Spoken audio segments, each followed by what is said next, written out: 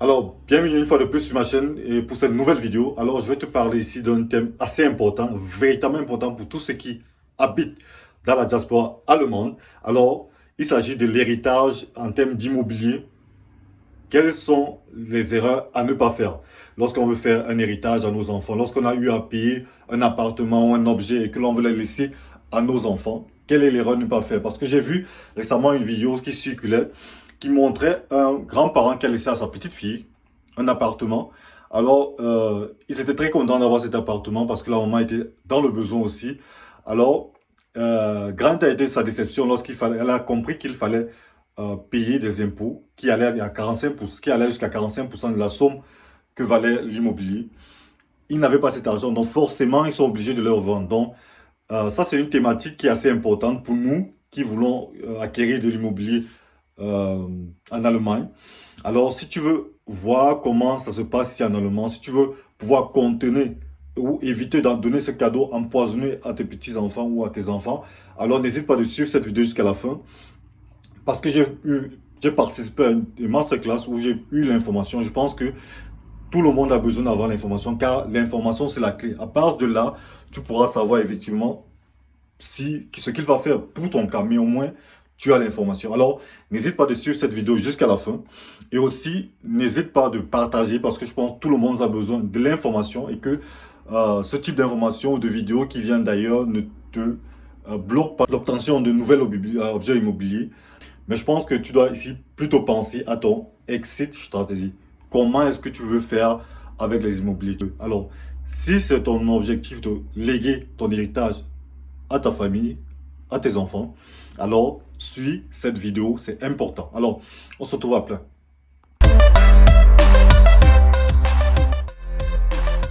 Je t'invite à aller regarder le Erbsteuertabelle. Tu vas m'excuser d'utiliser les mots en allemand parce que nous sommes en Allemagne. Alors, ce tableau te permettra de comprendre en fonction des sommes que tu pourras ou laisser ou faire hériter tes enfants en fonction des classes. Par exemple, la classe 1 te parle de, de ta femme, des enfants et tes petits-enfants. Et ici, la classe 2, c'est quoi? C'est plus les frères, les sœurs, les cousines et consorts. Et la classe 3, c'est tout ce qui est amis et consorts. Donc, tu pourras venir voir les différentes sommes qui sont incluses en fonction des classes. Alors, ce que je voulais te montrer, c'est quoi? C'est que ton parent peut te léguer, ou normalement, un parent peut léguer à son enfant jusqu'à 400 000 euros sans payer d'impôts et renouvelable après 10 ans. De la même façon, tu pourras laisser, ou un grand-parent pourra laisser à son petit enfant près de 200 000 euros renouvelables après 10 ans. Et maintenant, tout ce qui concerne Epshaft, vous avez la possibilité d'aller regarder le tableau. Alors, lorsqu'on a par exemple un immobilier qui coûte 1 million, et que la maman veut te faire, ou le parent veut te faire léguer l'immobilier qui coûte 1 million, on va prendre l'exemple d'1 million parce que c'est assez simple et ça pourra vous aider à illustrer exactement ce que je veux. La possibilité que tu as pour ne pas pouvoir payer d'impôts, c'est quoi? C'est de revendre ton immobilier à ton enfant ou à ton petit-enfant, Je vais t'expliquer pourquoi c'est la meilleure possibilité. Déjà, on part du fait que la maison a été payée totalement. C'est-à-dire que ici, la maman ne doit plus rien à la banque du fait qu'elle a aussi hérité de ses parents qui ont déjà tout payé. Ça veut dire qu'à ce niveau-ci, en termes d'impôts, elle n'a plus rien à déclarer comme impôt de ce fait. Parce que normalement, les intérêts que l'on paie à la banque, tu peux les déclarer lorsque tu fais tes impôts. De deux, ici, le loyer qu'il est entre, c'est-à-dire ça dépend si la maman habite dans la maison ou pas. Mais si la maison est comme capital à la rue, ça veut dire que les entrées, le loyer payé pour ce capital à la rue est la seule entrée pour cet immobilier. Et ça, tu dois, pour tout argent que tu reçois, pour tout euro que tu crées, tu dois payer des impôts dessus. Ça veut dire que là, tu dois payer des impôts dessus. Les intérêts, il n'y en a plus, donc tu ne peux plus déclarer pour avoir des impôts dessus. Et il reste encore quoi le AFA. Si on parle du fait qu'elle a elle-même reçu cet immobilier et qui a déjà été complètement payé, ça veut dire que ici, il n'y a plus de Abschreibung à pouvoir déclarer. Et ça, c'est un grand manque en fait. Il n'y a plus de Abschreibung à pouvoir déclarer. Donc, ici, par exemple, c'est un grand désastre dans le sens où l'immobilier est là, mais tout ce que tu as déclaré, c'est les impôts. Alors que tu pourrais utiliser une autre arme qui est ce qu'on appelle le alpha pour pouvoir amortir tes frais. Voilà ce que la personne aurait gagné si par exemple, voilà ce qu'elle gagnerait en vendant effectivement l'immobilier. En vendant l'immobilier d'un million, on considère que lorsqu'on vend par exemple un immobilier d'un million, on considère 80% du gebäude rental. Parce qu'il faut toujours savoir que lorsqu'on vend un immobilier, on estime que le sol ne t'appartient pas, que c'est juste le gebäude qui appartient. On prend le pourcentage du gebäude ou de l'immobilier ou du bâtiment qui représente généralement, on va dire 80% du prix. On est dans 800 000 euros. Or, maintenant, c'est de la détérioration. Lorsque tu revends, lorsque tu achètes un immobilier, l'Office des impôts te permet de déclarer jusqu'à 2% par année pendant 50 ans, 80% du prix d'achat. Ça veut dire que dans ce cas, nous sommes à 16 000 euros. Maintenant, si on parle du fait que tu es de l'acheteur classe 42%, comme la majorité des personnes ici, pour la plupart qui travaillent, qui ont des emplois stables, alors si on parle du fait que tu as un acheteur de 42%, on peut dire pour la plupart, alors ça te fait 42% de ces 16 000, tu as 6 720 euros d'impôts par an que tu peux déclarer.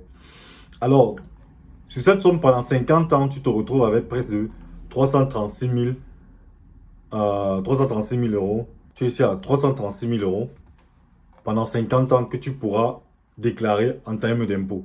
Alors, ceci c'était juste pour te montrer quoi, le fait de ne pas ou de faire hériter son enfant est d'abord une perte et d'abord un gâchis au niveau des impôts.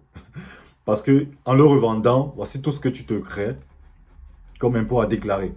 C'est dans un premier cas. Ici maintenant, qu'est-ce que la maman a la possibilité de faire? Elle a la possibilité de revendre son immobilier. Si elle revend son immobilier à 1 million, ça voudrait dire que l'enfant lui doit 1 million. Et c'est une très bonne option à prendre. Et l'enfant lui doit 1 million, mais elle a la possibilité maintenant de pouvoir lui donner un Freibetrag de 400 000, c'est-à-dire une somme de 400 000 gratuitement, sans condition. Et sur cette somme-là, il n'a pas besoin de payer des impôts dessus. C'est-à-dire qu'en Allemagne, tu as la possibilité de recevoir 400 000 de ton parent. Ce qui fait que la somme à payer maintenant pour cet immobilier est de 600 000. C'est clair qu'elle pourrait faire le jeu encore après 10 ans et lui donner encore un bon de 400 000 gratuitement. Mais c'est possible que la maman meure avant. Donc du coup, qu'est-ce qu'il faut faire? Si les parents, si son enfant en question a déjà par exemple 3 enfants, alors elle aura la possibilité de donner encore gratuitement une somme de 200 000 à chacun de ses enfants. Même s'ils sont encore petits et ne sont pas majeurs, il a la possibilité de recevoir, ces enfants ont la possibilité de recevoir ces 200 000 là.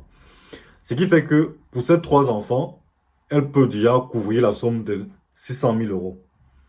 Et on se rend compte avec ceci quoi, que l'appartement ou l'objet immobilier passe de la maman à l'enfant sans impôts à payer. Déjà même que en le revendant, il y a les Grunderwerbsteuer qui ne sont pas à payer, qui est encore un grand avantage parce qu'effectivement, entre parents ou entre personnes de lien direct, c'est-à-dire de parents à enfants, il n'y a pas de Erwerbsteuer qui sont à payer, donc ne paye pas ces frais-là. Et c'est déjà un grand avantage parce que ces 5% ne sont pas à payer. Ces 5% que l'on paye généralement sur la somme du prix agité ne sont plus à payer. Ce qui n'est pas forcément le cas lorsque tu revends ton immobilier à ta soeur. Donc ça veut dire de ligne directe, que ce soit de parents à enfants ou de grands-parents à enfants, à petit-enfant. Donc, voici d'autant d'éléments que tu pourras utiliser pour pouvoir passer ton héritage à tes petits-enfants ou à tes enfants. Donc, je pense que l'information, c'est la clé parce que ici, on vient de voir comment un immobilier d'1 million passe de la maman à l'enfant à travers de petites astuces sans toutefois à payer des impôts. Alors, ce qui se passe, c'est que ça va maintenant, il y aura une différence entre le fait que la maman vit l'appartement en soi ou l'objet en soi, ou c'est vraiment un capital en lague qui est à côté, ou peut-être une maison en location qui est à côté, où on reçoit les mois, le loyer par mois.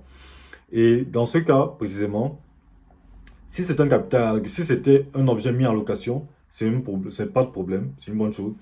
Mais si la maman vit encore l'appartement en question, il faudra maintenant se poser la question de savoir comment faire par rapport au loyer. Parce que l'ayant vendu, il faut forcément que la maman paye un loyer. Parce que l'Office des impôts ne va pas accepter facilement que tu déclares tes mines un moins parce que, ou un minus, tout simplement parce que la maman ne paye pas le loyer. Donc là maintenant, à ce niveau, il faudra réfléchir sur la stratégie à adopter. Mais ici, l'idée était de te montrer comment est-ce que tu peux effectivement passer ton objet d'une génération à une autre. Mais tout ceci passe par la vente parce que sans vente, ça devient impossible. C'est difficile, c'est impossible de pouvoir le passer comme ça. Et ça va dépendre aussi du montant de l'immobilier parce que si c'est une somme, si c'est un immobilier de 400 000, 200 000, alors on voit ici à travers cet exemple qu'il y a des méthodes pour pouvoir les faire passer très facilement. Alors, je pense que ça c'est un exemple pour nous tous, parce que je pense, j'ai vu une vidéo qui parlait notamment de l'héritage, et ça bloquait, ou du moins ça bloquait même dans la pensée certaines personnes à pouvoir acheter des biens immobiliers, ici dans l'optique de laisser à ses enfants ou aux petits-enfants. Je pense qu'au travers de cette vidéo, au travers de l'information, parce que l'information d'abord c'est la clé. Alors j'espère que cette vidéo t'a plu et qu'elle a pu t'édifier sur le thème de l'héritage en Europe et notamment en Allemagne. Alors si ça t'a vraiment plu, n'hésite pas de t'abonner, de partager et de liker la vidéo. Oui, j'attends que tu likes la vidéo et que tu t'abonnes. Oui, j'attends. Ok, merci encore d'avoir suivi la vidéo.